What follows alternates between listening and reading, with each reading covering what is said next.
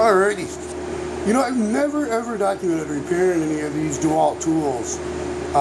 Assumed I did, but it's been a long time since I've had to, and I really haven't had to purchase any parts tools to, well, usually when I do, or when I have, to restore, along with, you know, the original one to rebuild. There's one interesting thing I found with these is that, at least the last time I did, and this was probably 5 years ago with my reciprocating saws, and I wound up picking up, I've got 3 of them, and then a parts, the specific part for the one that,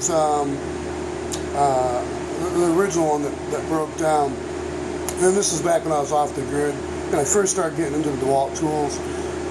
Anyways, I found there's a gentleman that would purchase brand new tools, and he would part them out because he could sell each section of the tool for cheaper than what DeWalt would sell those sections of tools for, or actually the specific parts of those sections.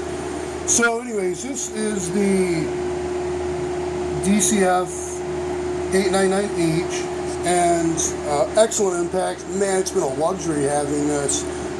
You know, maybe 10 years ago I'd use air tools, rarely nowadays.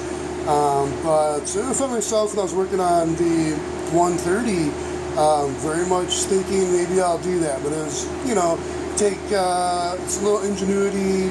You know, I didn't have a rope at the time. It was raining. I was like, well, I can take the spark plug off, you know, remove that, put a rope in there with a knot, fill that in, and, you know, to lock up basically the piston so I could lock up the crankshaft so I could get off that bolt. Well, so quick and easier I thought would be, you know, maybe I could just twist and tighten down the belts on the engine, the dry belt, and maybe that would work. And I'd just use a ratchet, you know, to break loose the nut and then remove the PTO and pulley.